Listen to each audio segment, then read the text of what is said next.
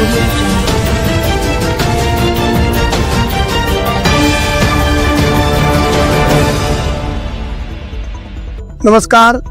News 24 Parbhani वार्तामध्ये आपले स्वागत।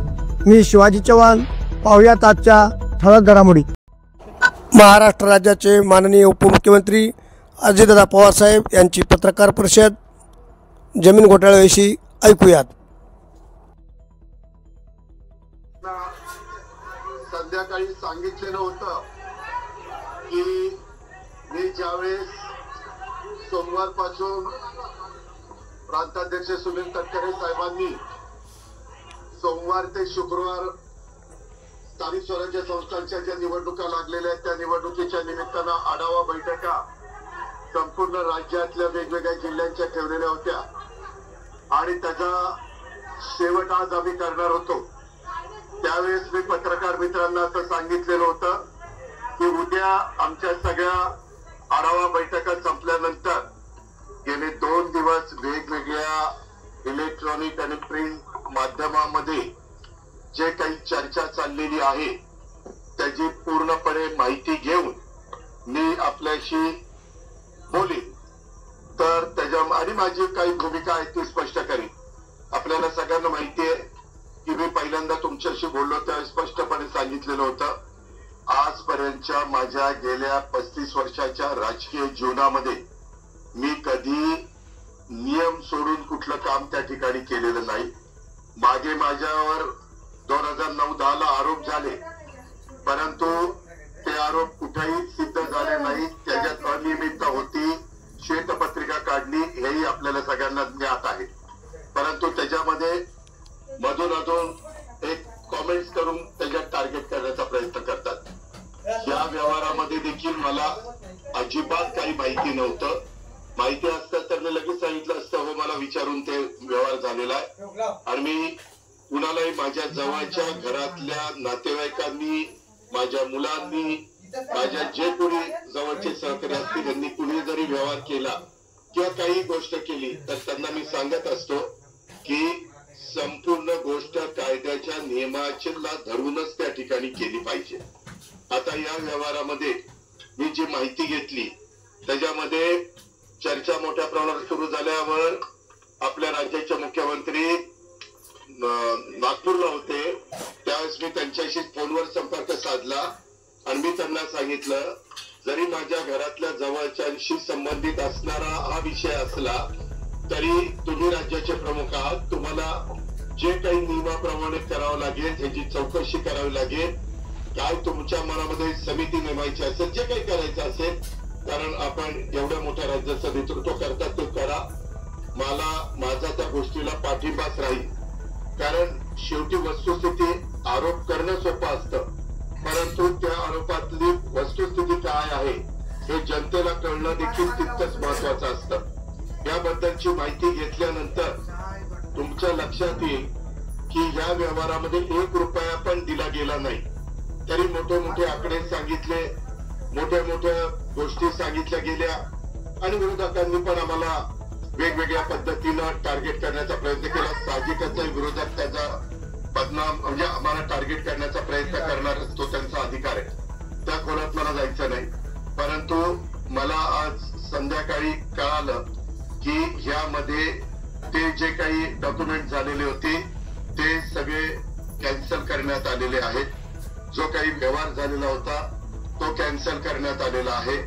दुसरी गोष्ट या राज्याचे ऍडिशनल चीफ सेक्रेटरी रेव्हेन्यू यांच्या अध्यक्षतेखाली काही विभागीय आयुक्त आणि काही वेगवेगळे मान्यवर यांची समिती आजच काहीतरी जाहीर करण्यात आलेली विभागीय आयुक्त पुणे, अप्पर मुख्य सचिव, महसूल मुद्रांक नोंदणी, जमाबंदी आयुक्त आणि संचालक भूमी अभिलेख, नोंदणी महानिरीक्षक व मुद्रांक नियंत्रक पुणे, जिल्हाधिकारी पुणे आणि सहसचिव मुद्रांक महसूल व वन विभाग आणि त्यांना या संदर्भामध्ये या सगळ्याची चौकशी करून हे साधारण 1 महिन्याच्या आत हा अहवाल सादर करावा अशा पद्धतीने सूचना केलेल्या आहेत की मौजे मुंडवा तालुका पुणे शहर जिल्हा पुणे येथील सर्वे नंबर 88 मधील जमीन खरेदीच्या दस्तामध्ये झालेल्या अनियमिततेबाबत चौकशीसाठी चौकशी समिती नियुक्त केलेली आहे। तिनं पण पारदर्शकपणे काम करावं. साहजिकच आहे, राज्यातल्या प्रमुखांनी सांगितल्यावर त्यांचं कामच आहे. आणि हे अधिकारी जर तुम्ही बघितले तर विकास खारगेंचं गेले अनेक वर्षाचं काम, एक स्वच्छ अधिकारी म्हणून त्यांची प्रशासनामध्ये प्रतिमा आहे आणि बाकीच्याही अधिकाऱ्यांची तशाच प्रकारची प्रतिमा आहे. मला आपल्याला या निमित्तानं एक गोष्ट सांगायची, मी राज्याचा उपमुख्यमंत्री असल्यामुळं माझ्या कुठल्याही अधिकाऱ्यांना सगळ्या संबंधित क्लास 1 क्लास 2 IAS IPS या सगळ्या अधिकाऱ्यांना मला सूचना करायची की इथून पुढे देखील कुठल्याही प्रकारचं प्रकरण जर तुमच्या पुढे आलं तर ते नियमाला धरून नसेल तर अजिबात कुठलाही प्रेशर खाली न येता सरळ त्याला काट मारायची. कुणी माझ्या जवळचा नातेवाईक असो नाहीतर कुणी माझ्या नावाचा वापर करून कुणी काही केलेलं असलं तर हे मला चालत नाही, चालणार पण नाही. पण एक गोष्ट झाली, हे 2 दिवस तुम्ही सगळ्या मीडियाने या सगळ्या गोष्टी चालवल्या कारण ती माहिती तुम्हाला मिळालेली होती. शेवटी मीडियाचं कामच आहे काय आहे ते तुमच्या लक्षात येईल ते दाखवणं. पण त्याच्यामध्ये अजून पण इतर वेगवेगळे बाबी आमच्या वेगवेगळ्या भागातलं, मला वाटतं बारामतीतलं पण काही असं झालंय तसं झालंय. माझं म्हणणं की ज्यांच्याकडं याबद्दलचे चुकीच्या गोष्टी झालेल्या असतील त्या सर्व बाबींची चौकशी संबंधित अधिकाऱ्यांनी करावी. मागच्याही काळामध्ये जे कुठले व्यवहार झाले असतील त्याच्यामध्ये कुठेही आपण नियमाला बगल देऊन कुठल्याही गोष्टी केलेल्या नाही. तो माझा स्वभाव नाही. मी अतिशय स्पष्टपणे या गोष्टी तुमच्या माध्यमातून राज्यातल्या जनतेलाही सांगू इच्छितो. आणि गेले 2 दिवस ह्याच्याबद्दल जे काही बातम्या आल्या आणि त्याच्यातून माझ्याबद्दल गैरसमज झालेला असेल तर त्यांनाही याबद्दल अतिशय स्पष्टपणे मी सांगू इच्छितो. आणि यामध्ये एकही पैशाचा व्यवहार झालेला नाही. आता तो का झाला नाही, व्यवहार झालेला नसताना कसं रजिस्ट्रेशन झालं, ते कुणी दिलं, हा सगळ्या तपासाचा भाग आहे. आणि त्याच्यामुळं संबंधित हे 1 महिन्याच्या आत ह्याचा सगळा तपास करतील. पण त्याच्यामध्ये FIR पण दाखल झालेली, त्याच्या संदर्भामध्ये मला कळलं 2 पोलीस स्टेशनला FIR दाखल झाल्या. अशा पद्धतीनं त्याच्यावर पोलिसांचं काम करणार, त्याच्यात पण कुणाला राजकीय हस्तक्षेप करण्याचं कारण नाही. पूर्णपणे पारदर्शकपणे त्याची सगळ्याची चौकशी झाली पाहिजे आणि दूध का दूध पाणी का पाणी हे सगळं पुढे आलं पाहिजे.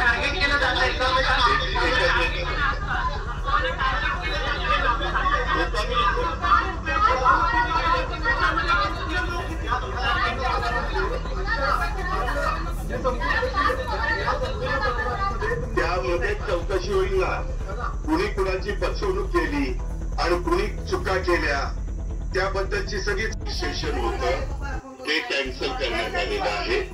त्याच्यामध्ये आता ते रजिस्टर ऑफिसला काय तिथं सादर केलं मला एवढीच माहिती मिळाली. ते सगळं अशाप्रमाणे महाराष्ट्र राज्याचे माननीय उपमुख्यमंत्री अजितदादा पवार साहेब यांनी पार्थ पवार यांच्या अमेडिया कंपनीच्या झालेल्या गैरव्यवहाराविषयी किंवा संभ्रमाविषयी पत्रकार परिषद घेऊन विस्तृत माहिती दिली. याचबरोबर आजचे बातमीपत्र संपले. पुन्हा भेटूया पुढील बातमीपत्रात. तोपर्यंत नमस्कार.